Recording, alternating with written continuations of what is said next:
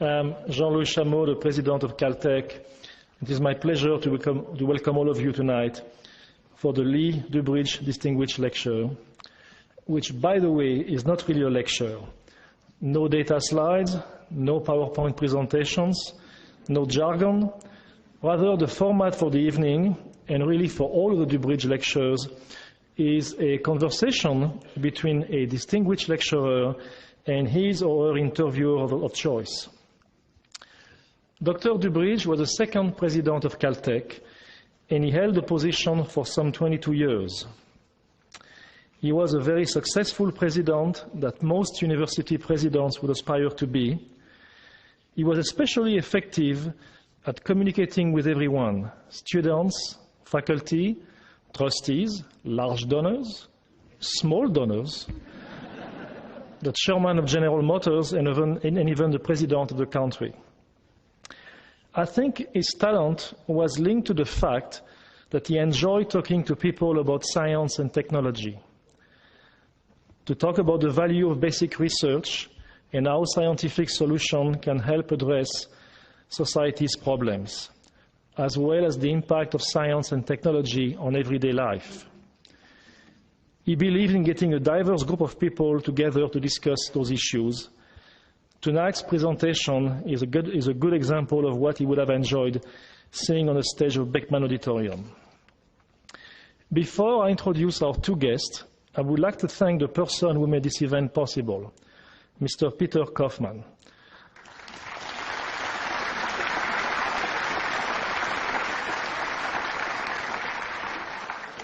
Peter is the CEO of Glenn, and he edited the book Poor Charlie's Almanack. He's a good friend of Charlie Munger, and it is Peter who suggested to him that it would be a good idea for Charlie to give a DuBridge lecture. Then Peter took a very active role in the organization of the lecture and the activities surrounding it. Peter, thank you.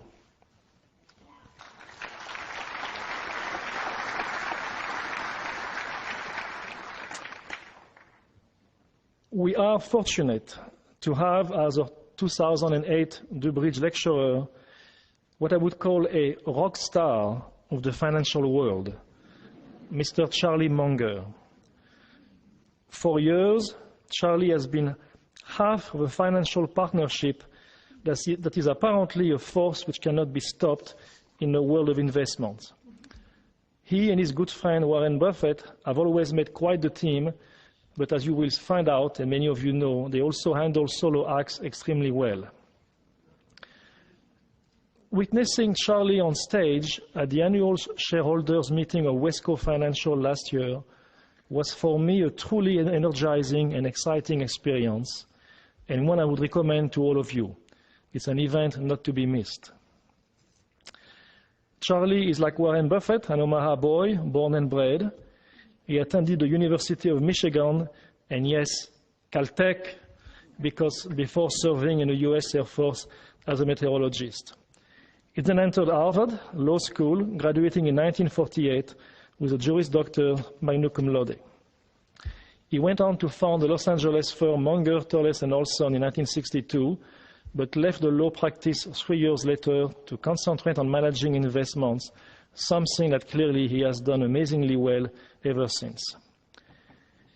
He is known for his opinions, his philosophy, and his wit. In fact, the Caltech bookstore is outdoors, selling several books about those topics, and I hope you will take the time to purchase a number of those. Given the scope of his keen and broad interest in almost everything, we knew that whoever interviewed him would have to be intellectually quick, and quick enough to keep up with his unusual ability at storytelling. Fortunately, Charlie chose Caltech's own outspoken division chairman and physicist, Tom Tombrello. Tom, who heads up our division of physics, mathematics, and astronomy, is the William Kenan Jr. Professor of Physics, as well as Caltech's Technology Assessment Officer. A member of our faculty since 1961, Tom not only knows his way around Caltech, but also knows very well how to handle his division of free-thinking physicists, mathematicians, astronomers, and astrophysicists. He is known at Caltech for his brilliant mind, his wit, and let's say strong opinions. We will see tonight whether Tom has met his match. Tom, please join us.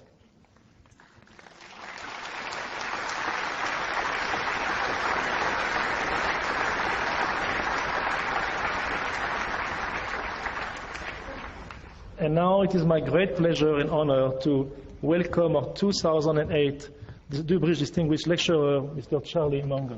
Thank you. Thank you.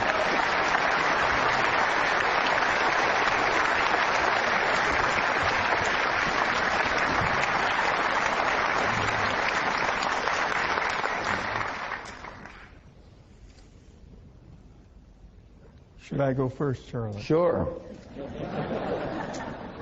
Well, I hate to add to my president's introduction, but he left out some very important things about tonight's lecturer. As you might know, Charlie Munger was born on January 1st, 1924. And any of you who are familiar with the Asian calendar meant that was right at the tail end of the year of the pig.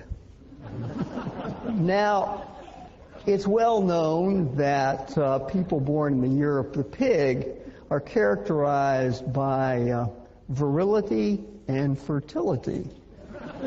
Well, 8 children, I guess they got that right. But I decided I needed more information, so this being a modern world, I went to the web and found the world's expert on pigs. Her name is Charlotte. And she had 2 things to say about Charlie. One was terrific, and the other was humble. Now, what is this humble thing? I remember reading Jim Collins' bestseller on business, stressing that leaders in business should have humility. Frank Wells at Disney always said humility is the essence of life. Even President Suharto, among his 3 maxims, one was, don't be arrogant. But if 2 people have a right to a call on infallibility, it's Charlie and Warren. So I guess the first question is, do you 2 manage to keep each other from becoming infallible? Well, we have a lot of fun together, and our work is not really work for that reason. And yes, we take each other down a little bit, and promptly, but we do it in a collegial fashion. We've never had a serious argument in all these years, and of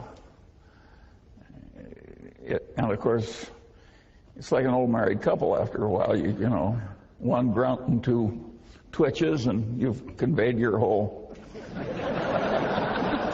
conclusion on the subject, and that's the way it works. And in terms of humility, I've frequently said that when they passed that out, I didn't get my full share. And that was a serious problem when I was young. And I only cured it partly by becoming very rich. And generous. It takes both to overcome a defect like that. So the young people in the room, don't copy this if you're not willing to pay the price. Well, I don't, but if humility means that you know the edge of your own competency, yes, and you aren't arrogantly stepping over the boundary, I'm very good at that. But within my area of competency, my best friend would not adore me for my humility. Yeah, well, I'd redefine humility as knowing what you don't know. Yes, well, both Warren and I are very good at that. One of these guys at the Berkshire meeting from one of the foreign publications said, why do a couple of guys in a little place in Omaha do so much better than all these powerful minds in great institutions? And I said, well, I think Warren and I know the edge of our competency better than other people do. And that's humility in the Tombrello sense, and that is a very important thing to know. I say over and over again, it's not a competency if you don't know the edge of it. You are a disaster if you don't know the edge of your own competency. Warren frequently says, I'd rather deal with a guy with an IQ of 130 who thinks it's 125 than a guy with an IQ of 180 that thinks it's 200. That second guy will kill you. And so it is very important to know the edge of your own competency. I thought I would speak tonight a little bit on my favorite subject just as a talk, and after that just take questions from Tom of any kind he wants to answer. What I'd like to talk about briefly is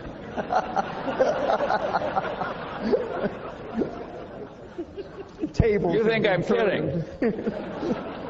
And the topic I'd like to talk about briefly is common sense. Which isn't common. Yes. See? And what people mean when they say a man has common sense is uncommon sense.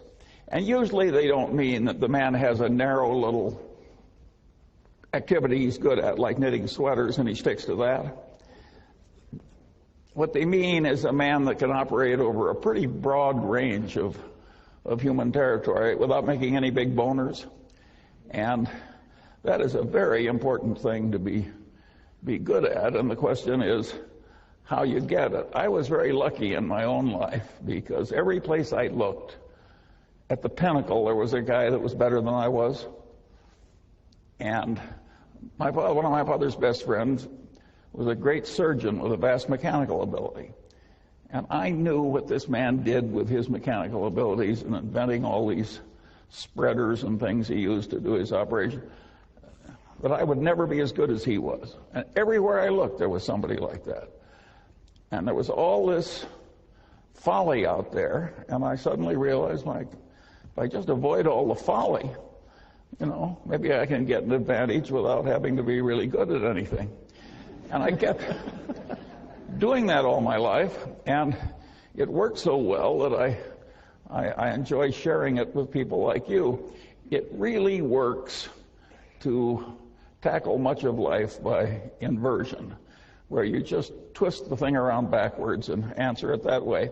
I have to give problems to my children, and once when I had all of them together, I said, well, there's an activity in America. There's a one-on-one tournament, and the national champion became the national champion on two separate occasions, 65 years apart. Name the activity. And 7 of my children could not remotely do it. The 8th is a PhD physicist, and he did it very quickly. And what he did was he just turned it around. He says, it cannot be athletic. And he realized that no 85-year-old was ever going to win an athletic thing with the neurological and other deteriorations that are so evident tonight on the stage.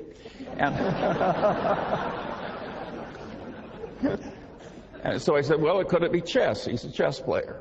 And he realized that no 85-year-old was ever going to be the U.S. chess champion. He knows what a chess tournament is like.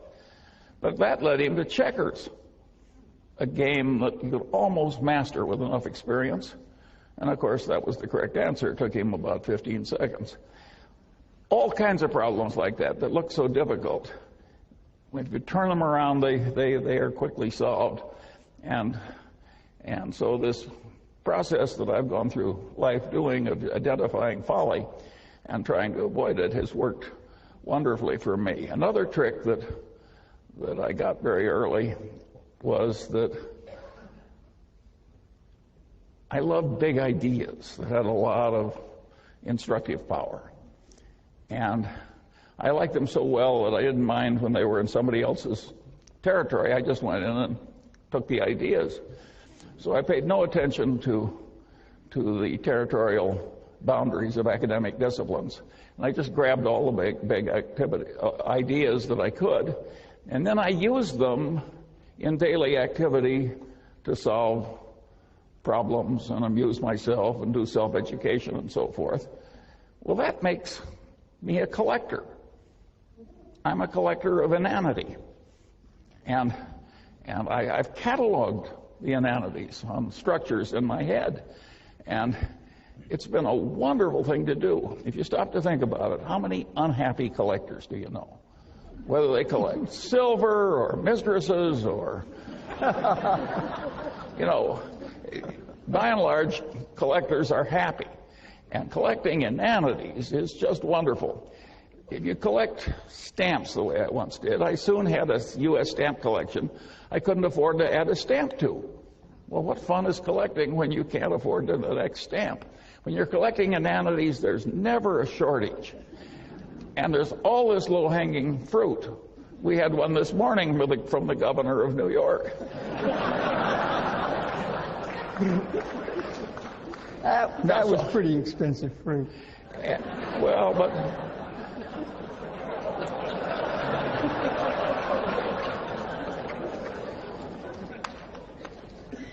And so, this is just a wonderful activity, and it's amused me and instructed me all my life. And another thing that I got into when I did that was to be very interested in seeing how these ideas interplayed together. There's not big academic reward or worldly reward for integrating one discipline for a strange discipline with a strange discipline that's not your own.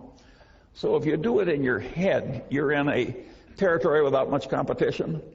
Warren always says you should take the high road in life because it's less crowded. And this is a less crowded mental road in life, and it really works. And of course, when you do that, you get into issues where ideas are in conflict. And of course, it demands synthesis. Well, a lot of people, when they see a demand for synthesis immediately retreat into whatever orthodoxy they came from. That's not the Munger. If there's two big, powerful ideas and there's a terrible tension between them and synthesis is demanded, I look it up if I can, and if I can't look it up, I try and figure it out. And if I have a poor approximation, I use that for a few years until it gets better. I got another idea that was very useful. I always liked Occam's razor. Now, that is a wonderful way to think. You can argue that Einstein's whole career was just a marvelous demonstration of Occam's razor. E equals mc squared is a pretty damn simple idea, but think of the power of it. And then Einstein developed, some people say, a counter-corollary to Occam's razor. This may be apocryphal because I've never seen it in any original source I trusted, but I've seen Einstein quoted with this observation over and over again. Everything should be made as simple as possible, but no more simple. Well, if Einstein didn't say it, he should have said it, because this is a very sound idea. I later developed a supplement to that corollary, and my supplement to Einstein's corollary was that, about Occam's razor, was in messy social science, if the result you're observing is a Lollapalooza, look for a confluence of multiple causes, multiple forces operating in the same direction. I got to that idea when I was trying to explain to myself how the Moonies were able to get some student to come out for a weekend in the country. And at the end of the weekend, the guy was a brainwashed zombie who was the slave of some megalomaniac nutcase for the rest of his paltry life. And this is obviously a Lollapalooza result. And so I looked in academia for an easy, correct answer to this, and of course I didn't find it. I finally stumbled across a popular book done by some psychiatrist founded by the Rockefellers, who had studied the last work of Pavlov. And Pavlov had these dogs in these cages. And when the Leningrad flood came in 1920, it went right up to the dogs' noses, and they damn near drowned and died, but didn't, and the stress was perfectly horrible. And they'd all been conditioned to have these dog personalities, and when the waters receded, the personalities had reversed. Well, Pavlov, being a great science, spent the rest of his life giving nervous breakdowns to dogs and trying to reverse those breakdowns. And this is not pretty reading, but it was very instructive. And I realized that the Mooney methods and the involvement of stress was clearly part of it. I also realized that the psychiatrist did not have an adequate explanation. Well, finally, I stumbled into psychology, in which I'd never taken a course, and so I just bought the 3 main textbooks in Psych 101 in the country, and I riffled through them quickly.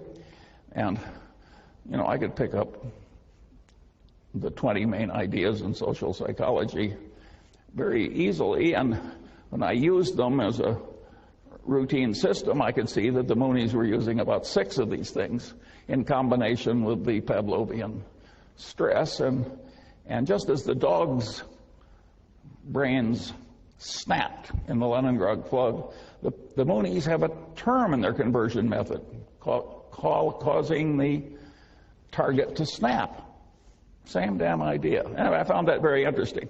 And because I'd reached a conclusion, a very unpopular, unpolitically correct conclusion that I've just given you, because it gets into religion's conversion is a tough subject.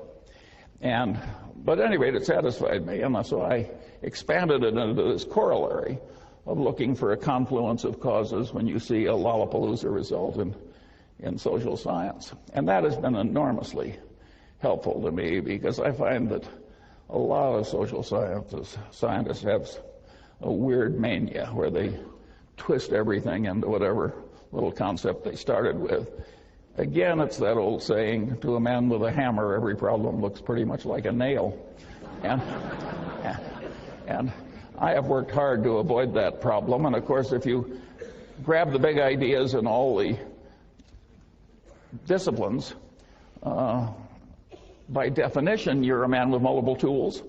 So you're less likely to commit the inanities of the people who twist every problem into being a nail. Well, at any rate, there were a series of tricks like that I used as I went through life, and it was amazing how many times I'd find something that I could easily solve with my little bag of mental tricks that had missed other people who were eminent in their field. I could go right into their territory sometimes and see more clearly than the professional denizen how his conclusions fit into the bigger picture. Again, this is a very dangerous attitude to have in ordinary social discourse. But it's a very good way to invest money. And at any rate, that's the kind of a peculiar man you have here tonight. And of course, I idolized Ben Franklin because I identify with him. Of course, he was so much more talented than I am. It's just a joke to make the comparison. But at least he was a totally self-educated man that wandered over a vast amount of territory and was pretty competent over the full range. And a lot of Franklin's knowledge was psychological too. He was a great observer of human nature. And so there are implications, of course, in this attitude of mine in academia. And the implication is very simple. Social science in America is very poorly taught. And the people who are the denizens and the people that they teach are way more incompetent than they need to be. The solution is to get all these social scientists, or the ones that have the capacity to do it at least, so that they are comfortable across the boundaries of disciplines and see where the ideas conflict. Let me give you a simple example. If you went around Caltech and asked people where do the laws of chemistry not apply? Practically everybody would say, well, they don't work in a hot plasma. No big deal. But if you ask a bunch of people that have taken the main course in economics and have gone on to business school in America, and you say, well, you're selling something in which is measured in units, and you want to sell more units. Do you raise the price or lower the price? Well, they've seen supply and demand curves. You lower the price. Then you say, tell me the occasions on which, if you want to sell more units, you raise the price. Now, this is an intelligent group. You've been through social science. I'm giving you some time. Will anybody who has the right answer raise his hand? Yeah, luxury goods, that's what do. About 1 in 50 comes up with the idea of luxury goods. Right. That the price is sort of a signal that it's high quality, and if it's not a signal of high quality, it's a way of bragging to your friends that you have both discrimination and money. But one other interesting example is the one that happened to my Caltech educated friend Bill Ballhaus, who was CEO of Beckman Instruments, a company founded by another eminent Caltech professor.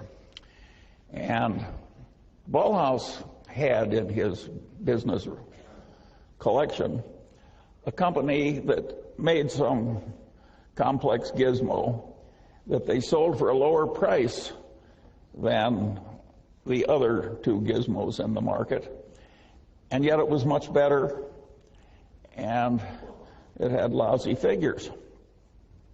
And Ballhaus took one look at it, and he realized that it was a gizmo where, if it failed, it imposed enormous costs on the owner of the gizmo, and he recognized that the price being low was sending the signal wrong in reverse. This can't be very good, or it would. So he raised the price enormously and sold way more units, and of course the profits went up at a truly dramatic way. So these idiots that can't answer the question are leaving a lot of money on the table that a man like Ballhaus knows how to get. And the world is just full of opportunities like that for people who get the main points and go across it. But of course, that's not the main answer to the question. That's just the Ballhaus byway. The main answer to the question is very simple. Suppose you raise the price and use the money to bribe the other guy's purchasing agent. Well, you can laugh because it's so obvious once somebody points it out. But who was raising his hand over that one after all the fancy education you've had?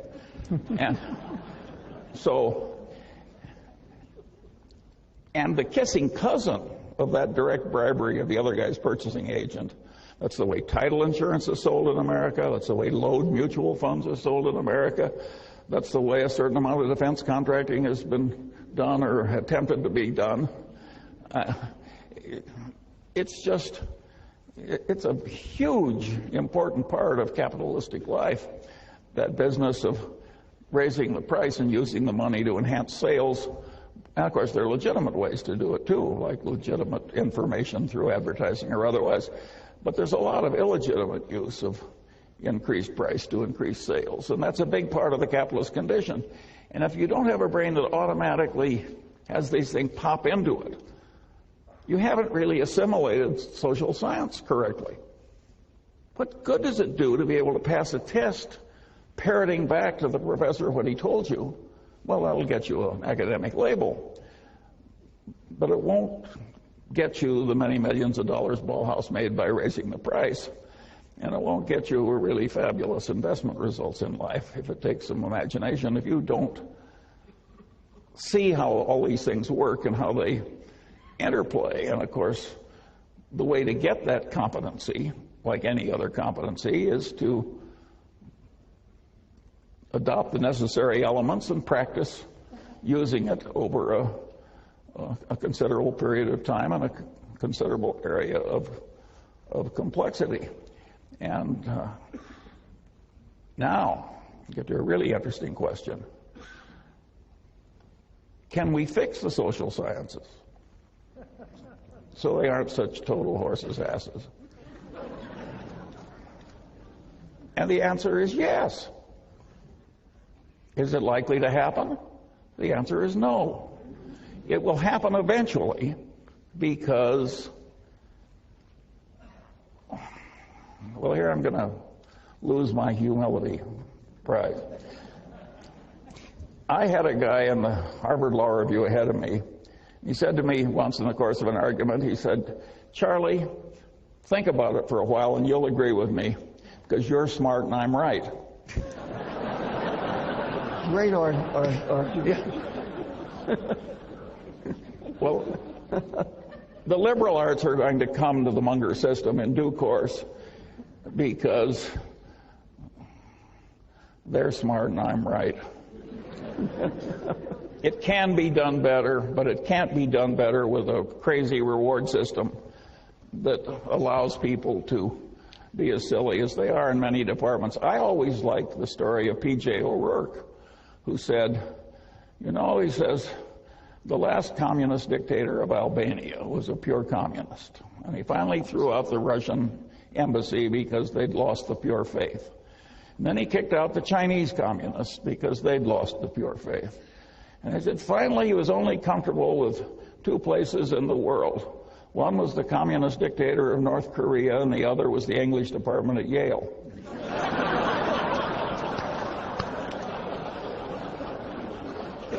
Well, you think I'm kidding, but there is a lot of extreme craziness in some of the liberal arts, and they select people who share their craziness. And it is not necessary that academia tolerate forever this lack of multidisciplinary competence. It's not that hard. If some aging, untrained, fat, old man can do it, you know, surely the young, brilliant liberal arts people can do it. It will take a different incentive and a different system. It might even be that a place like Caltech could do it, but they'd have to get a rather unusual person to do it for them. Oh, all right, now I'll turn it over to... Well, I'd like to...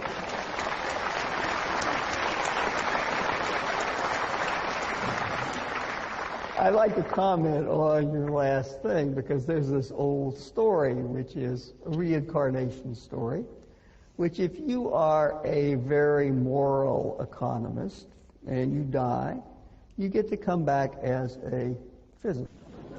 But if you are a very immoral economist, you get to come back as a sociologist.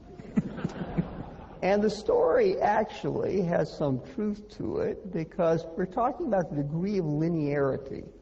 Physics, for the most parts, is a linear subject. Cause and effect don't get intertwined. Whereas my wife's father invented something in sociology which shows the intrinsic non-linearity, extreme non-linearity of the social sciences. And that was the self-fulfilling prophecy. Yes, indeed, it was invented by Robert King Merton.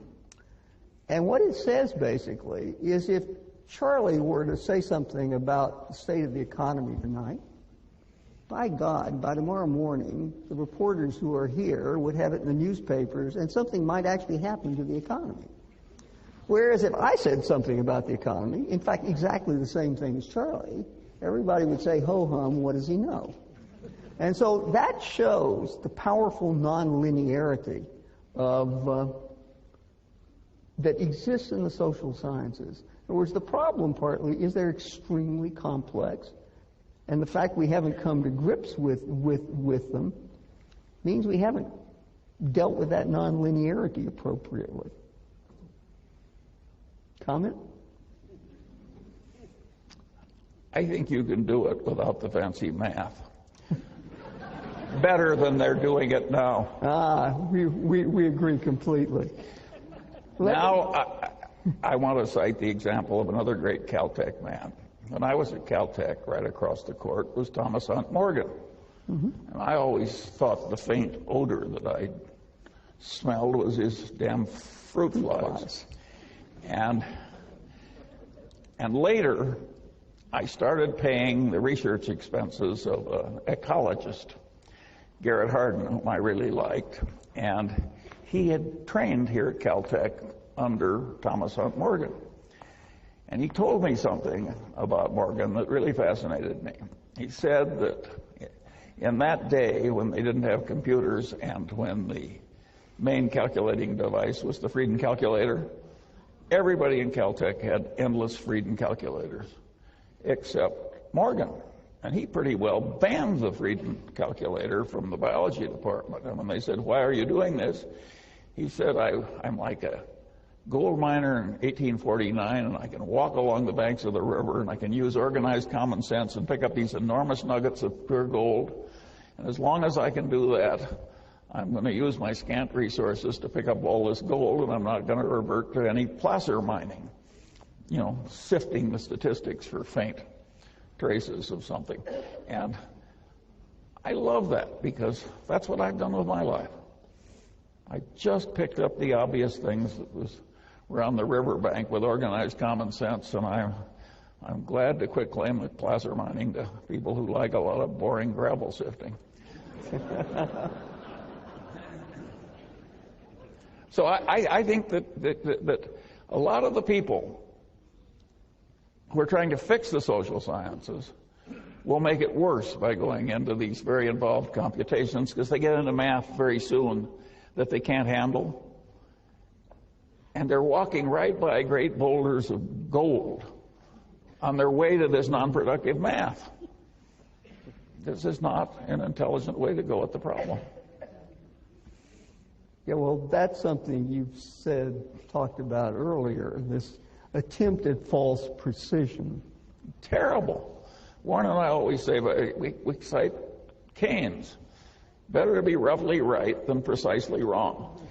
Right. We see over and over again people who know how to use these computers now. And there's a big complicated problem with multiple inputs. Some of it can be carefully measured and some can't. So they just horribly overweigh everything that can be measured. This is truly asinine.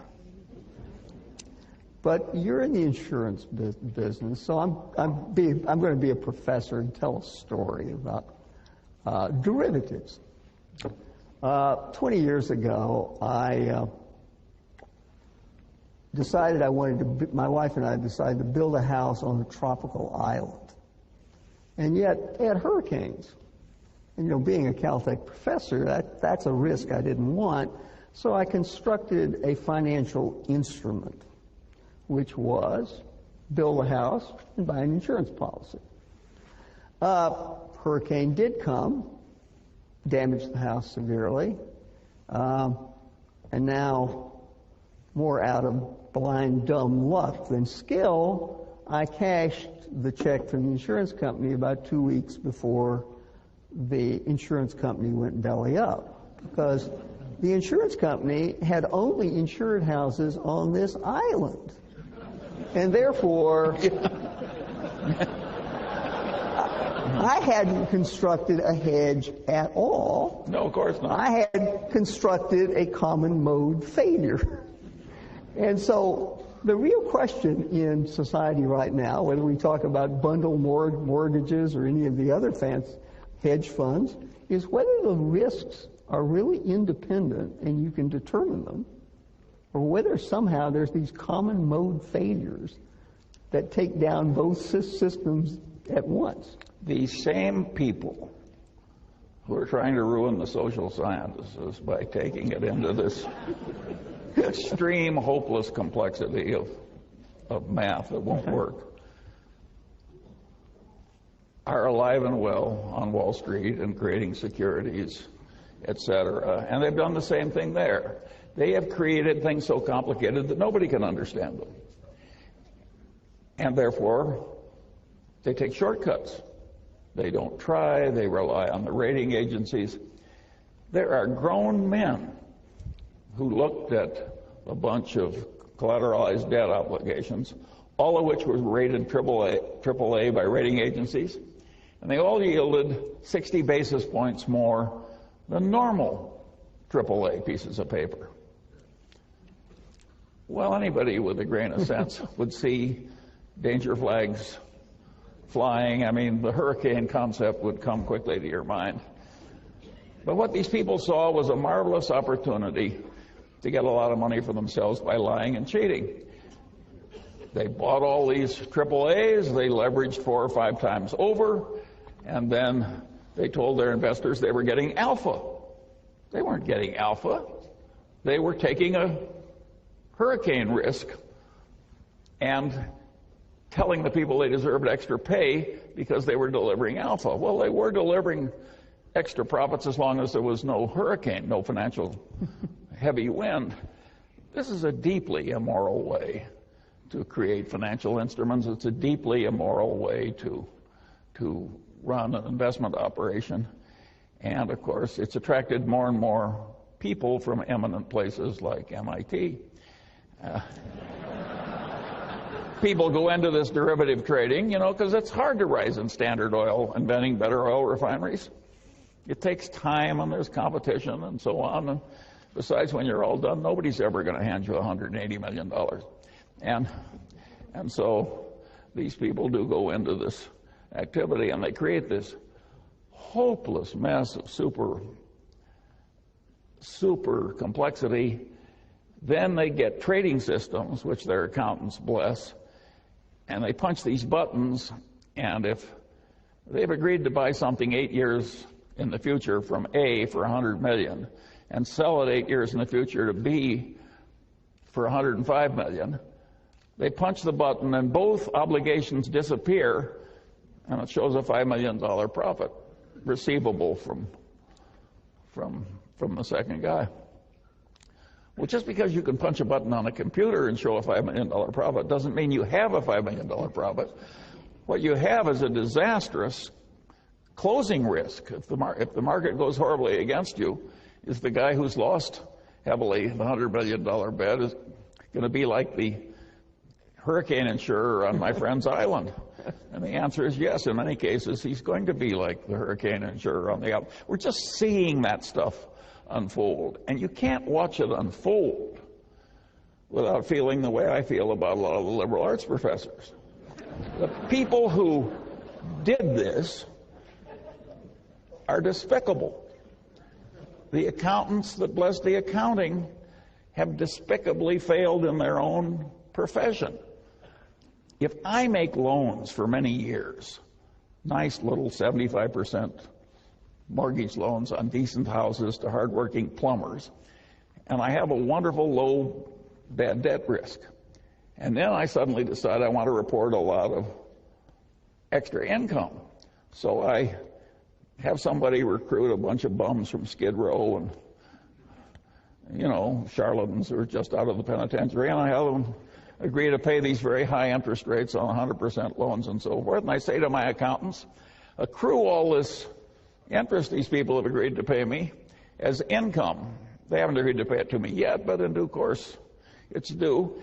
And the way you'll do that is just assume that my bad debt experience on this new class of loans will be like the ones I formerly made. Well, as I've described it, nobody in his right mind would have an accounting that accrued the interest on the new loans. But in America, the accountants bless that stuff. And they would say, you would make my life too difficult if I had to do anything but look back and count the old bad debt experience and just extrapolate it into the new type of loans. This is not a modest fault. This is a significant fault in our common civilization. The professionals have horribly failed us. And the academics that have allowed these professionals to prosper without appropriate criticism, they have failed us too. And the regulators, Warren cited the example. We have 200 regulators in Washington. We have 2 companies in Washington, and their sole job is to watch these 2 companies for unendurable future troubles, Fannie Mae and Freddie Mac. 200 people in Ohio. That's all they have to do. They ended up with, I don't know, $30 billion worth of miscalculated earnings, and it just was totally insane. It was a Mad Hatter's Tea Party. I mean, all these people have horribly failed us with the most elementary common sense. Nobody ever said, look, this is too difficult, at least for the kind of people you have doing it. And yet it was obvious it was too difficult for the kind of people. And the guy who headed Freddie Mac was a PhD economist. And Berkshire has a subsidiary, and it was headed by a PhD psychologist. And the only thing he improved in his tenure was the wine cellar, the corporate wine cellar. And when the money finally ran short, and the chief financial officer said, we're running short of money for the wine cellar, he said, take it out of the depreciation reserves. Well, the depreciation reserves are a liability account. A PhD in psychology.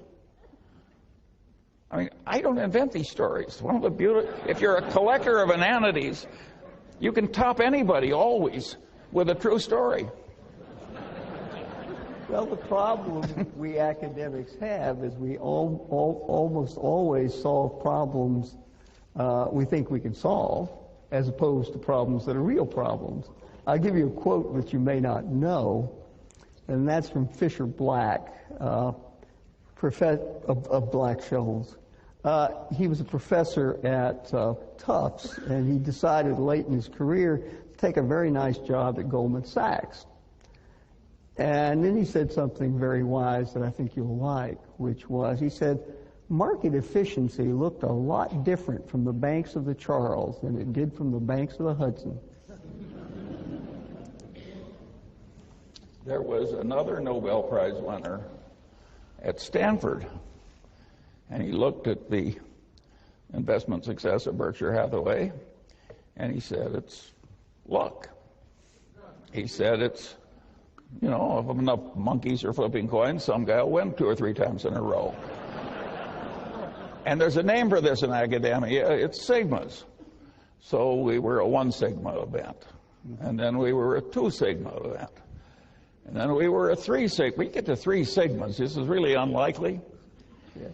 He got to 6 sigmas of luck to explain Berkshire Hathaway. At that time, the audience was laughing so hard that he stopped doing it. But that was the only thing that stopped him. He would be at 9 sigmas by now. Which would happen about once in the history of the universe. Yes. We can't let you get away from an educational institution without talking about education. Caltech is a small manufacturing operation. We take raw material that we get from the high schools, and we turn it into a product. Now, I'd like to say we don't make Chevrolets at Caltech. We make Formula Ones. But we are dependent on the quality of what comes in because we have to work with it. And what we work with is what comes out of the educational system in the United States. And I have some opinions, but I want to hear your opinions about what's happened to one of the best lower-level educational systems in the world over the last, say, 40 years. Well, of course, the educational system failed horribly in the central parts of the big cities. And the price that our civilization will pay for that failure is really huge. And of course, it has multiple causes. Of course, it's going to be harder to raise schools when the more competent people flee to the suburbs, and the central city gets lower and lower average quality because all the successful people are leaving. The same thing happened in Germany. When they partitioned Germany, there was a period when anybody could get out, and 5 million of the most competent people in East Germany went west. Well, now what's left is the worst 17 million out of 22, and they've got a communist system. Well, of course they get an awful result. If you cull all the best people out and turn the rest into communists, it's not going to create a wonderful result. I mean, imagine arranging so that Germans are no damn good. I mean, this is really hard to do. But so something like that happened, and it was a huge mistake. And what he's complaining, by the way, about are marvelous people. It's just that they're not Tombrellos, because how many of those are there? But Caltech gets marvelous people, and the average quality of the entering freshman at Caltech is simply marvelous. And the average quality of the institution, in terms of the way the professors, the administration, and everything behave, is wonderful. And the asininity around Caltech is way low for a human institution. And if any of us had no friends or family left, and we were thinking, what are we going to do with our worldly goods when we have to part with them? I don't know about you, but I wouldn't have a better candidate than Caltech. I'd have way more confidence in it than I would have in say, an elite Ivy League school. I think they're pretty good too, but I think Caltech would be more reliably sensible and more reliably ethical than the other places. And so Caltech is a very remarkable place, and you shouldn't judge the world by Caltech. This is way better than normal. And you have to understand where the man's coming from. Most of our students volunteered to come here. Charlie was drafted, sent here. So he was not a volunteer. He was a draftee. And he learned to be a weatherman. So if you think he knows which way the wind is blowing, he has a degree in it. By the way, that's an interesting subject. Because I was going to do this, I looked at the ordinary meteorological text, like Meteorology 101 is now taught in America, and I compared it to what I knew after getting what was then a graduate degree at Caltech, and you can't believe how much they've figured out in those 60 years. I mean, it's just unbelievable how much better it is. And of course, they've got better measurements and they got moving diagrams. The physics is better. You'd think we would have known everything about the phase changes of water by the time I was at Caltech. There's a lot we didn't know. How can they not know the phase changes of water? Tom will know. But it's weird the way water behaves in every little change of phase. It interacts differently with radiation, right? We've learned a lot of stuff. There's your Ben Franklin story. I was listening to the Saturday noon broadcast of the Metropolitan Opera. How many of you listened last week? Yeah. Lucia de Lammermoor. But in the last part of the opera, there's a very eerie piece from the orchestra. You know what instrument it was? The glass harmonica, invented by Benjamin Franklin. So there was a man who really understood all sorts of things, from bifocals to very interesting musical instruments. Self-taught, he played 4 different musical instruments. It's just a casual. He had a broad range. Indeed. He sang pretty well too. I'd say if anybody saved this country by getting the French to come in and help us with the British at Yorktown, it was Franklin. Yeah. Bill, I noticed at dinner that he was gazing at us from the wall of the library. I know you're a fan of Jared Diamond. Jared Diamond gave the commencement address at Caltech last year. And if few years ago, he wrote a very interesting book called Collapse, which has, among many other examples, two that I find very interesting.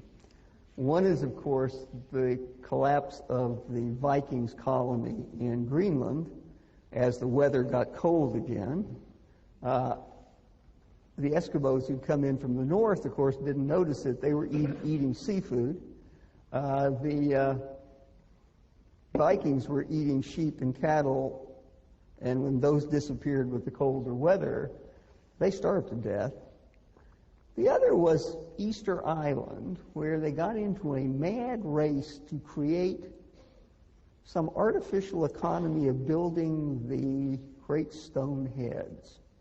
And, of course, destroyed the ecology of the island and ultimately themselves. I thought, that can never happen now. So I have to tell a story from about 30 years ago when I was still consulting at Los Alamos, and a friend of mine worked in something called X Division, where they made things called thermonuclear bombs. And we were having a conversation about the competition. And this conversation went on for a while, and he kept saying, you know, we've got to keep ahead of these guys. They are really giving us a bad time, and we can't keep up with them. And, you know, after a little while, I said, you know, this doesn't sound like the Soviet Union. He said, Soviet Union? Those guys don't build anything we care about. We're talking about Livermore.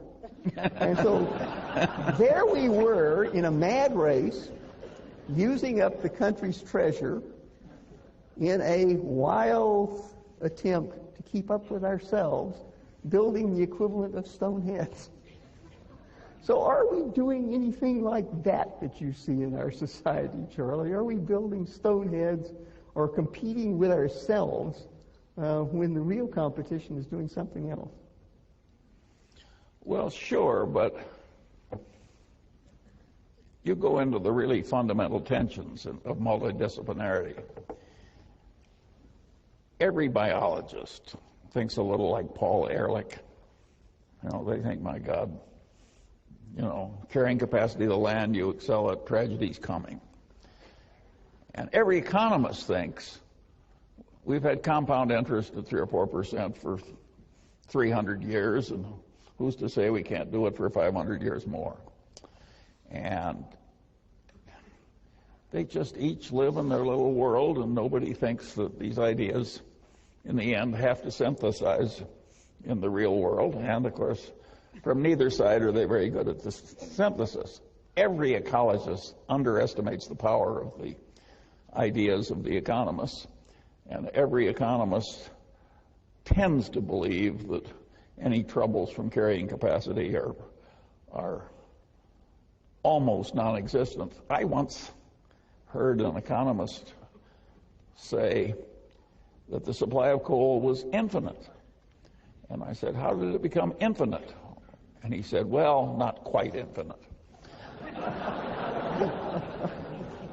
But I am not inventing these stories. They're in my collection of inanities. As I say, if you just join my collecting council, you can have all the fun I've had all my life, and you'll never run short of material.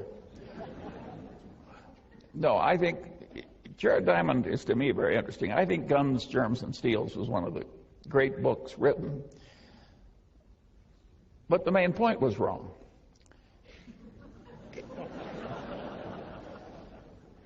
Jared really believes that the people in New Guinea were just like a bunch of literate Jews in Berlin in 1890, except that they wore loincloths and were illiterate. But that's a delusion. The genetic evolution continues to work after you get a civilization, and man's breeding patterns will reinforce it. Will reinforce and accelerate and change. But the genetic evolution doesn't go away, and it's really stepped up. That's why all these dogs are so different, although they're all descendants of the wolf. I mean, what you can do to change nature when you start breeding with some selectivity. So at any rate, I can understand why he was wrong on that, because he lives in academia and it's not politically correct to accept there could ever be any genetic difference between individuals. If you say, have you noticed that Zulus are taller than pygmies, they just look at you like you're spat in the fireplace. And it's a social error. But they don't say that they're exactly the same height. They just look at you with detestation. But the truth of the matter is that part of the problem of the United States is that we are now competing with some people who have some considerable genetic advantages over us. They're called Chinese. I don't know why the Chinese, mired in a Malthusian trap and under an idiotic system of government, got a genetic mix that was so good on capitalism when it was unleashed. That's a very interesting question. But some kind of selective breeding happened over there. I see my friends adopt these Chinese girls who are utterly discarded from the remote hinterlands. And one of my granddaughters. Well, I've now seen a sample that's so great, I say, I'm not like this idiot professor at Stanford who, 6 sigmas of luck. There's a reason why these girls are working out so well. In many cases, way better than the people who had their own children. And we are starting to have a very major competition with a group of people who, on average, have some genetic advantage over us. I happen to like it. If the Chinese displace the Mungers, some of whom are here tonight, my attitude is bon voyage.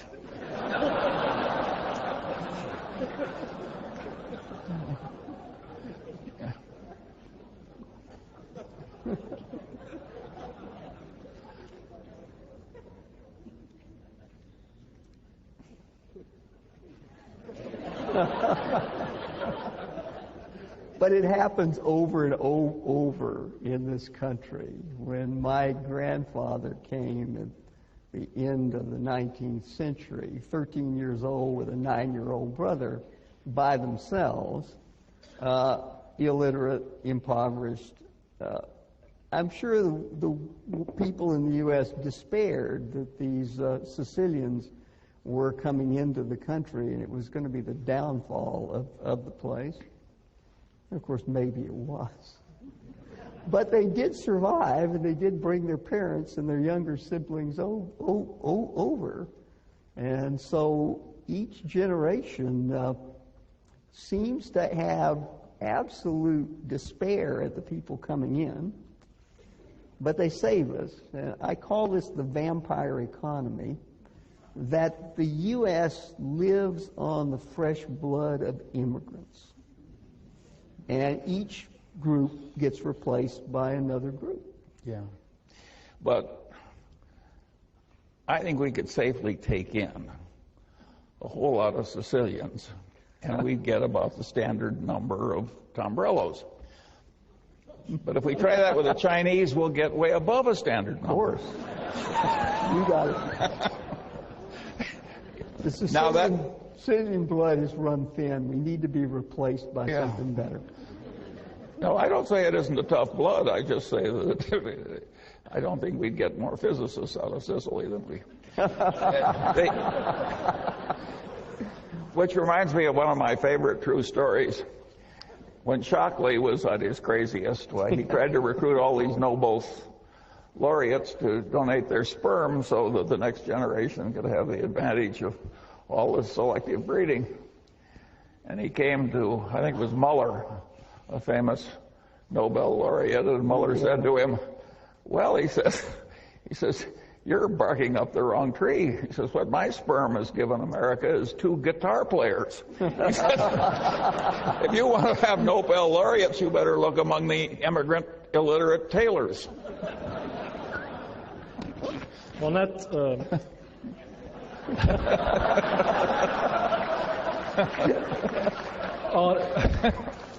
on that note, I would like to thank Tom and Charlie for a very entertaining first part to our program. So, thank you for the first part.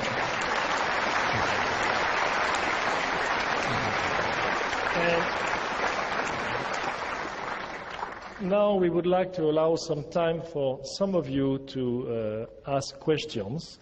There are a number of microphones which are in the hallways here, and you should come to the mic and mention who you are and ask only one question very briefly. And from Charlie. Charlie, I would have to tell you, I have to say that we have at Caltech a large number of physical scientists, life scientists, engineers. We also have a few social scientists. There may be a few questions here from our social scientists. Go ahead. Hi, Mr. Munger. Whitney Tilson, Berkshire shareholder from New York. Usually at the Wesco meeting, I ask you a business-related question. We're not at a Wesco meeting, not a business meeting, so let me ask you a political question. Last night, I was at the dinner in Omaha that Warren hosted for the DNC, raising money for the Democratic Party, and there he gave a very eloquent... I'm very sorry to hear that. Well...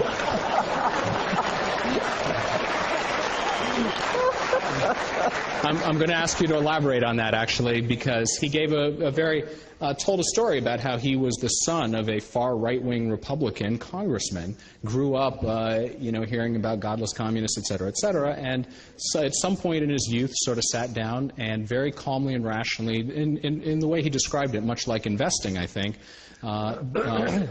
thought about, laid out his worldview, what he thought was important, et cetera, and made a rational, unemotional decision that, the Democratic Party is right for me. And so I asked him afterward, I said, do you think this administration might tip Charlie over to our side? And he sort of laughed and said, well, maybe, but if I were to ask him about it, he'd never come over.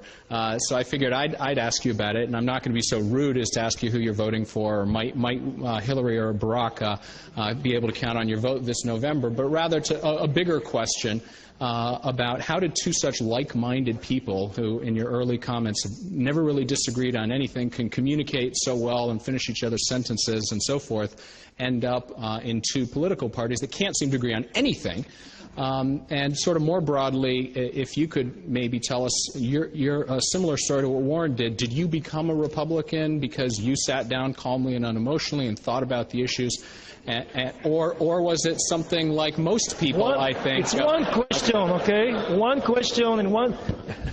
Well, Whitney, I think that if you're a really intelligent person, you have to hold your nose in reviewing either party. Yes.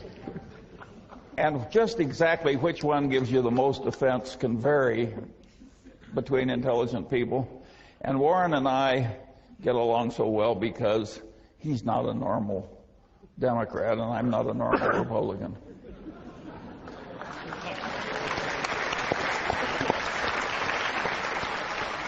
Go ahead.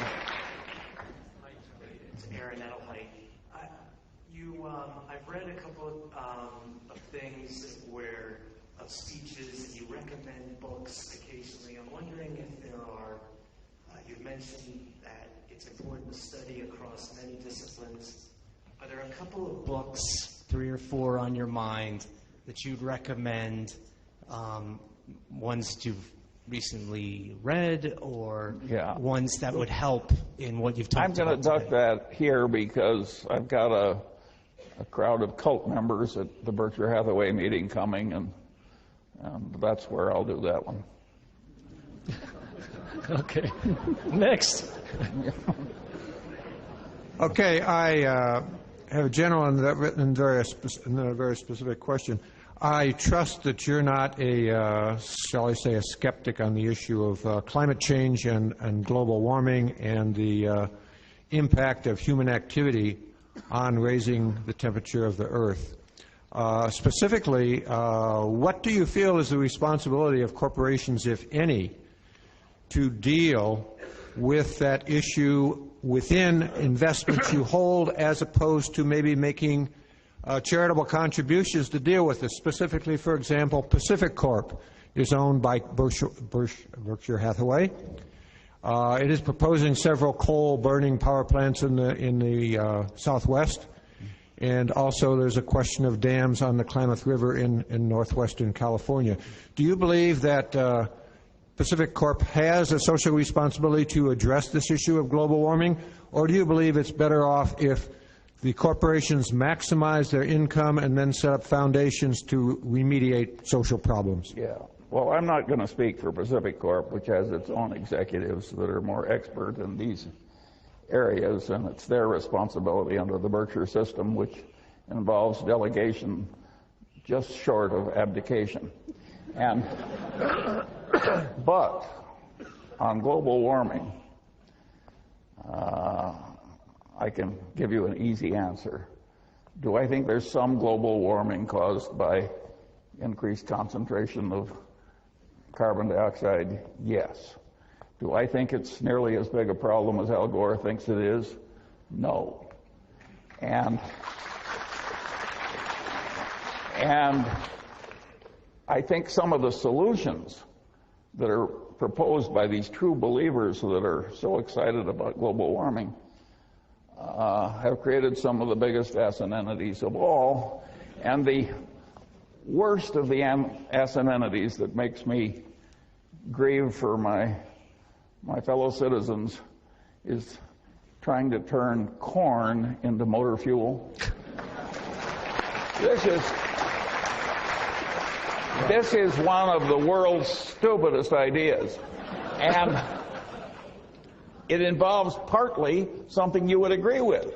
In figuring the cost of the corn, they don't count anything for the topsoil that's lost with every corn crop, which any ecologist would care about terribly. So the whole thing is just asinine. It shows how this true believer stuff, which gets onto a cult-like mania, can cause terrible failures of cognition, like turning corn into motor fuel. I mean, it is really crazy, and it's a disgrace. It's not.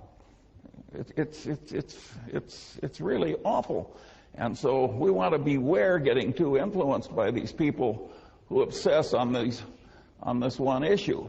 It's going to be very, very hard. I think we have a reason for not using up the petrochemicals, the petrocarbons of the earth, and that is they're so useful to man for reasons other than keeping warm and running engines for transportation. And when they're gone, I don't know what Tombrello's solution is, but I'll bet it's not very reliable. And I agree. And so I think we've got a good reason for doing this. And when you've got a very good, sufficient reason to reach out for a fairly stupid reason with a lot of miscognition, it's really not very smart. And you ought to be ashamed of yourself. Next. Go ahead. Hi, my name is Cecilia Yu. I'm an undergraduate here at Caltech. And when I heard you talk about the space race, it kind of reminded me of the recent 50 years in space celebration. And one of the best speeches I've ever heard given by an astrophysicist named Dr. Joe Tyson. He mentioned that the Apollo race actually created one of the greatest impetuses in America for for scientific advancement and the advancement in education. So when you called it a race of head building, big head building, I wonder if it's about time that America had another such big head building race to create another impetus to study science, and especially in the public education system. Tom, I think she wants you to answer.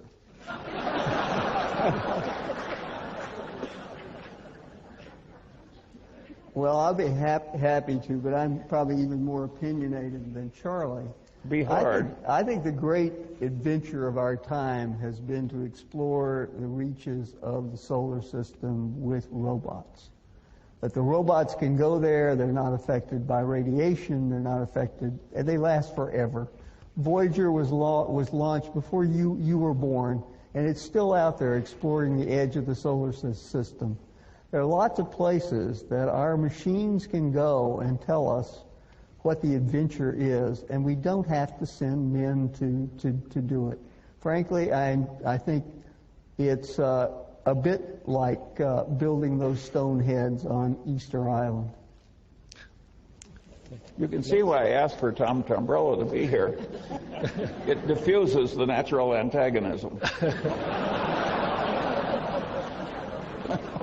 Go ahead. David Winters. You've got a negative Lollapalooza effect in financial markets today, Charlie. Any thoughts on how this plays out? Well, when it's this bad, I think there will be some reaction and some change in practice and some change in laws. And if we don't get changes in laws, they'll change the labels. When they reinvent CDOs, they'll have some different name. They have poisoned that name permanently.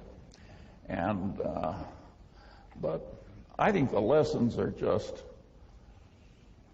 unbelievably important. Advanced civilization did not need this much mess. We didn't need this much lying. We did not need this much crazy, envy-driven pursuit of unreasonable gains with no conceivable social contribution. This was not a pretty scene.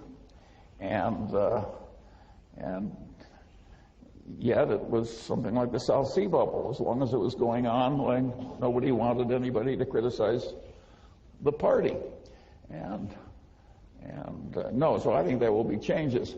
Do I anticipate great wisdom from our legislative class? I hope not. Well, they gave us the problem in the first place. I mean, they repealed. Let's take the simple little subject of margin requirements. Mm-hmm. In the 20s, we had a great mess caused by 90% loans against stock and rampant speculation and so on.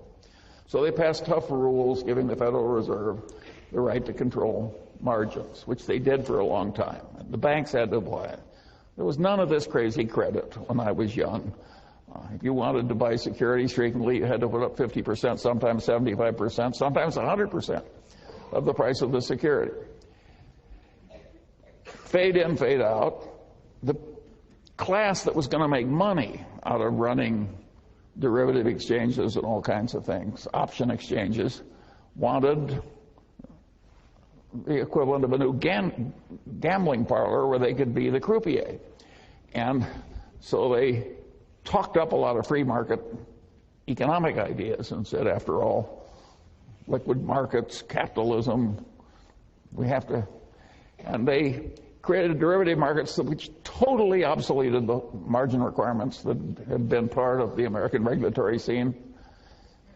Human nature needs margin requirements, just as it needs restrictions on selling heroin to 14-year-olds. And our legislative class, item by item, repealed all that stuff. And once it started making money, they just multiplied it. And then they got into systems where the clearance is a huge problem. And we're starting to see that now in some of these obligations where you can have the contract, but the contract can't clear. The other guy's not good for it. The procedures are not proper. It's like his insurance company that insured against hurricanes until it came to the island where they wrote the insurance. It's like what I call the accounting for Berkshire's derivative book. It's a new class of asset entitled good until reached for. By the way, it was $400 million that the accountants blessed. But when we reached for it, it just went to mist. I don't think that you should have a lot of assets on your books that are in the category good until reached for. Anyway, this thing just morphed into this diseased outcome. And so it's hard to predict what the legislative reaction will be. I think we've created such a vested interest now in all the people that profit from this stuff that I don't think we're going back to margin requirements, and I don't think we're going to get rid of all these stock option exchanges. I knew we never needed them. Warren went and testified before Congress that we didn't need this stuff. He was a solitary voice. Well, this one man was down there saying, what do we need option exchanges for? But it didn't work then, and I don't think it'll work now. It's really quite sad what happened. You would like to feel that, as Tennyson said, that the thoughts of men are widened with the process of the suns. Why do we have to repeat the same old follies over and over again in a thin disguise? But evidently we do. My friend Garrett Hardin, wonderful man, another Caltech trained man, he used to say, if Aristotle were alive, he would be a very grumpy old man. Because he would have seen the same damn mistakes made over and over and over again. And that may be some of the problem with me.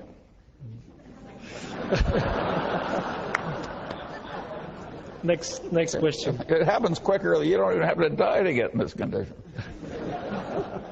Hi, my name is Brett Herkenoff. Yeah. I wanted to know what you think the most important career or academic experience a young person could get today would be to become a great investor in the future. Well, I think it helps to have a generalized competency in dealing with words and numbers and quantities and concepts.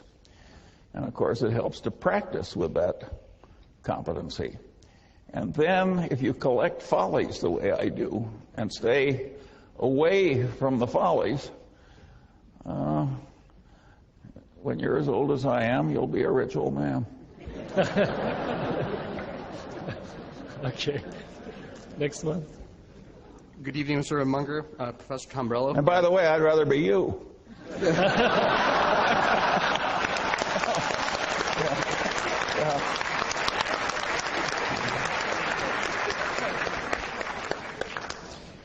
My name is Dennis Armani. I graduated from Caltech 3 years ago, and now I'm a proud employee of Glen Eyre. Pierre Kaufman's my boss's boss's boss. So, my question to you this evening is that when I started Caltech in 2000, got my PhD and now work, it went from never really hearing about China to now the United States has to pack up its bags and just say we're done. Why is it such that whenever the United States, or why is it so easy to write off such a great country all of a sudden? That in the I'm not writing off the country. I'm not saying necessarily you, but it seems like the world in general just says we're... No. I'm just recognizing reality that a new competitive force has come into the game that's hard to handle. You don't write off the country if you're a very good golfer and Tiger Woods comes along.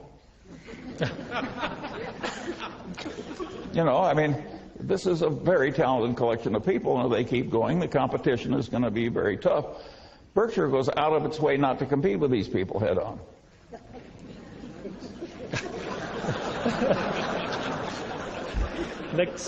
Next question. Now, if you think you can handle it, well, all I can say is anybody smart enough to graduate from Caltech with a PhD and go to work for Glen Eyre does not need any help from me. You have it made. And you don't have to worry about China either. Good. Hi, Mr. Munger. My name is James Lynn. I remember reading a long time ago, Warren Buffett, you and Buffett were not into macroeconomical things, issues but Mr. Buffett, I read recently he's been investing in the Brazilian real and basically long foreign exchange, foreign currencies. So I want to see what's your outlook on the U.S. dollar and interaction with the economy and how bad it can get and how bad can this stock market get? Yeah. Well, averaged out, Berkshire has not made its progress in life by making wonderful macroeconomic predictions. We figured out how some things were very likely to do way better than other things, and we got into those things. Occasionally, in recent years, Warren has kept out of other mischief by doing things like buy the Brazilian real. And he's done it very intelligently, and he's made a few $1 billion. But it's a sideshow. when the markets are scarce for our kind of activity, Warren has to do something. And he's so used to a few $1 billion coming over the transom every... He sometimes stretches a little if it's easy enough. Okay. But I can't help you with a simple solution to getting rich with soft white hands. Next question. Hi, my name is Helen Lee. I'm a Caltech undergrad here, and as Caltech undergraduate education goes, we learn things from math and physics to chemistry, biology, all the sciences that you can imagine. But we don't get a lot of insight into, business and investing. And as sort of a new investor, my question is, what, in your opinion, is the best piece of advice for a new investor or for current investors? Well, I think it's very useful to get the capitalist perspective. Namely, how do you make this thing work for the people that own it? Because the reality will make more sense when you go at it with that perspective. So even if you don't intend to get rich, you want that perspective because you'll understand the reality you're dealing with better. So I think you mentally want to make yourself an investor as part of the proper training of your mind. And since you have to do it anyway to improve your mind, you may as well get rich while you're doing it. And so if you underspend your income while you're alive and keep learning and collect all the bonehead mistakes other people made and avoid them and so on, I would confidently predict that you'll do just fine. But there's no one book or one idea or something that's going to do it. The one idea that people use is the one that Ben Graham borrowed from engineering, which is the concept of a margin of safety. In other words, factoring in all the probabilities, you want a bonus probability. You want a margin of safety in what you're doing. And that's a very good concept when you're designing a bridge, and it's a very good concept when you're making an investment. You want something that will handle some mischances from life and still do well. And so if there were one concept, why, Ben Graham would have said that's the concept. But it's easier to state than it is to work it out case by case. Tom, I interrupted you. To throw out a Munger-like concept, the things you're learning should be connected to one another. And that's part of your job. You're learning a bunch of separate things at Caltech. Try to figure out how they're connected to one another. And that may mean reading a lot of other stuff, but it's all of a piece. It's not a bunch of separate compartmentalized things. And I believe I've lifted that from Charlie. Yeah, but all this stuff is really quite obvious. And yet most people don't really know it in a way where they can use it, which is a very interesting educational problem. Next question. Hi, Charlie. Welcome to Caltech. My name is John Lee. I'm the president of Caltech Falun Gong Club. And Falun Gong is a movement in China and which is persecuted by the Communist Party now. I came from China, so the strategy you were talking about, raising price to bribe the purchasing, is very commonly practiced right now in China. So it's nothing new. And that is not unknown in the United States either. Actually, I think they are also buying American president. I know that in 1998, when I went to the Chinese consulate, they were giving us such instruction to pay for the American president candidates. Anyhow, I think a big money or economic growth in a country with morality going down is very dangerous for this society, for this world, as which has been verified in the Second World War. And I think right now, many people have paid attention to the human rights abuses in China. As you may know, the communist culture is totally different from traditional Chinese culture. And the Communist Party is using their power to persecute all kinds of people and supporting. Can you please state your question? Yeah. My question is, right now, well, many people like Steven Spielberg are putting a pressure on the Olympic, but some of the big American companies are still sponsoring this Olympic without paying attention to the human rights abuses. What do you think? Question. What is your question? What do you think about this company should do? Should they sponsor Olympic? Question. State your question. Yeah. Should this international company sponsor these Olympic Games which still have human rights abuses? Thank you. Well, my answer would be yes. I figure that China is a nuclear power. We have to get along with China whether we like it or not. There would be nothing much more asinine than creating a lot of needless tension with the nuclear power, and particularly one which is improving decade by decade from its worst condition. So this idea that I think getting along with China and sharing in their pride with their Olympics is a very good idea, the human condition being what it is. Thank you. We are running out of time, so I'm going to allow maybe 2 or 3 more questions, and I'm sorry for the many of you who would like to ask additional questions, so go ahead. Hi, Mr. Munger. My name is Greg Ragney. This is my first time seeing you in person, and it's a real pleasure. I was pleased to hear you speak about common sense and the Lollapalooza effect and your lattice work of mental models. I'm wondering if you could give us a specific example of how you integrated these ideas to recognize a great investment. That would be of great help to those of us trying to understand and replicate your success. Well, some of the ideas were so simple.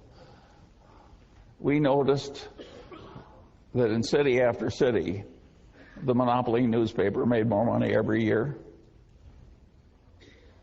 And in some cities, there were still 2 newspapers and one was slowly dying. And so we bought the one that was sure to win. Does this strike you as a complicated idea? It's the new newspaper. And one time we did that with the Washington Post. We made $1 billion with 10 million. So a lot of these things are perfectly obvious, and you just have to train yourself to. You have to develop the knack of using the knowledge you have. Next. It's a knack. You have to work at it. It won't come in just over the transom because you'd like to have it. Hi, I'm Chris Kennelly, and I'm a freshman here at Caltech. And I was wondering, what do you say what you can see into the future, what the biggest issue and maybe its runner-up are for what is going to be the dominant concerns in the future? Some people say like China's rise is a big issue, or environmental collapse. What in your mind are those big issues?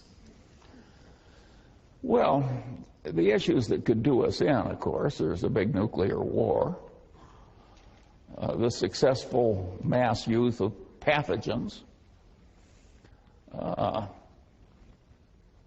These would be very, very serious things, to put it mildly. And of course, something could happen that we don't anticipate. I would not predict that environmental collapse is going to be the big killer of human beings. Man is a very clever creature, and when things get tough, we can do all kinds of things. The guy spoke about global warming. If we want to change the temperature of the Earth, once you're talking about trillions of dollars, we can change the reflectivity of the Earth. 30% of the solar radiation, it just bounces back. And we have things like mirrors. The difference in reflectivity between a really good snowfield and a black body is the difference between 95% and zero in terms of reflectivity, and so there's a lot of potential. And the guy who I remember first suggesting changing the reflectivity of the Earth was John von Neumann, probably some people would say the greatest mathematician of the last 100 years, but certainly he was up there. And so I think all kinds of things we can do to. The shortage I see is, it all gets back to energy. If you've got enough energy, you can do practically anything. And of course, Caltech is way ahead on that. They've examined all the options, and they're all for using the sun better. That's the correct answer. And I think man will be clever enough to do it, and if he doesn't like the temperature of the Earth, I think man will be clever enough to change it. And so I don't have the environmental terror a lot of people do. And that's from a man that gets very nervous on the way we treat cows. I do not like the fact that the average dairy cow in the United States is kept pregnant by artificial insemination 270 days a year. I suspect that many hormones in the milk is not a good idea. Now, I don't know whether it is or not. But I know enough to raise my eyebrows. So I think there are all kinds of things that we will learn to change. And by the way, that may be one of them. So I think man will be clever enough to avoid the worst of the environmental troubles. Whether man will avoid the other troubles, I'm way more negative. I think the folly of man is up to some pretty extreme things. Imagine Adolf Hitler taking over a civilized country like Germany. And he could have won. I mean, to some extent, we were quite lucky in that war. When I went into the Army in January of 1943, a year after Pearl Harbor, I was drilling in the mud with wooden guns. I mean, we were very lucky that we had all these oceans and that we broke their codes and we had these wonderful scientists and that Hitler kicked out all the brilliant Jews. We just had a lot of good fortune. And the next time we may not be so lucky. So I would argue that the next time we should be wiser. Okay, next question. Good evening, Mr. Munger. My name is Mike McGowan. I live in Pasadena. I'm a Wesco and a Berkshire shareholder. The fellow about one ahead of me asked my question and you answered it. So I'm going to kind of rephrase it. You've spent a really interesting life looking for the truth in a number of situations and then have acted upon it, whereas other folks in Wall Street and in academia and in other cultures seem to, even if they see the truth, they don't follow it. They find it easier or what have you to follow their fellows in doing this. What is it that you've done that you could suggest or that seems to be a model for these guys kind of discarding the opinions of their fellows and pursuing something that would really be, as you said, developing the knack for this? I think to some extent I was naturally disrespectful of the received wisdom, and I wanted to figure it out better. And I think to some extent that was an inherited disposition. And I turned what many people would regard that horrible lemon into lemonade. But I don't know. I think you can make that kind of lemonade out of my kind of lemon. I don't know if you can do it out of marshmallows. Okay. Next question. Good evening, Charlie. Welcome to Caltech Beckman Auditorium. I'm Jay Whitcraft from Sierra Madre, and I bring greetings from a fraternity brother and classmate of mine, Peter Munger, who I believe is a cousin of yours back in Philadelphia. My question is, I'm in the Sierra Madre Foundation, And we have a problem. It's a small town, 11,000 people, 3.5 square miles, and we're trying to keep our budget together. And because of a cutback in taxes that we used to get from the state, we're hurting for money. And I wondered if you have any suggestions as how our city could help us, or how our foundation could help the city do better with our budget. Well, lots of luck. Fixing the reactions of politicians in government to deal responsibly with financial problems. This is a big order. And I think you'd have way better chance of doing it in Sierra Madre than we do in Los Angeles.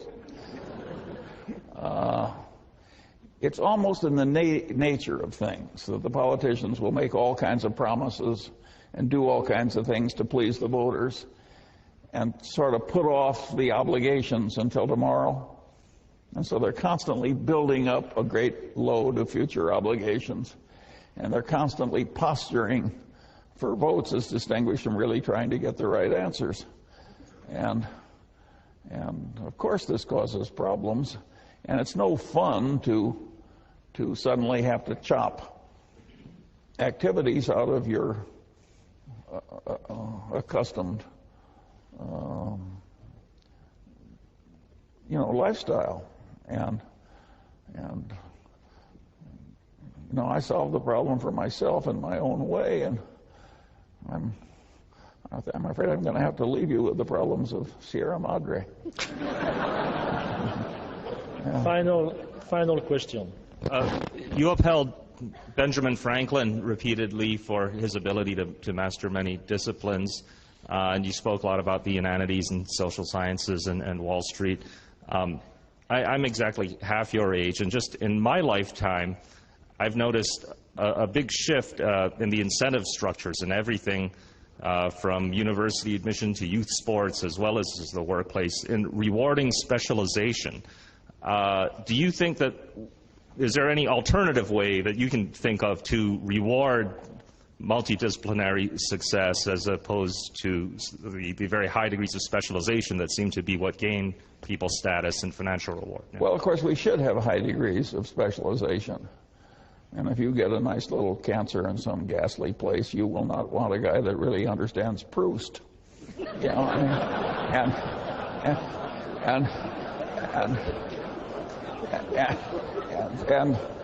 but of course, it's my argument that you can be quite competent in your specialized field and also have the common sense over a broad area if you work at it appropriately. Let's take the case of Newton.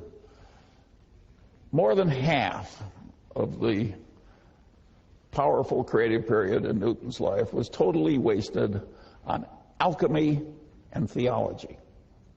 And in the remaining half, he managed to create quite a distinction in his chosen profession. He had power to burn. Now let's assume you're not Newton. You're just a good guy who's going to be a good mechanical engineer. No? Don't you think you could get a general competency? Just as you might be a good engineer and also play golf? There's plenty of time to do it without ruining your specialized competency. All you have to have is the will and the technique. And every hour you delay in doing it, it's just, you're just increasing the chances that you'll remain in the shallows. Now, most people are happy in the shallows. After all, there's always somebody that's in a shallower place. Thank you. Yeah.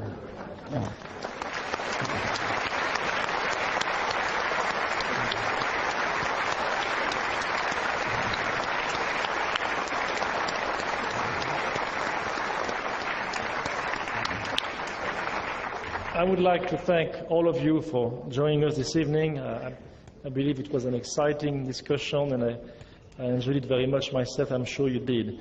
Before we leave for the evening, I would like to present Charlie with a very small token of our appreciation for his presentation today. Thank you.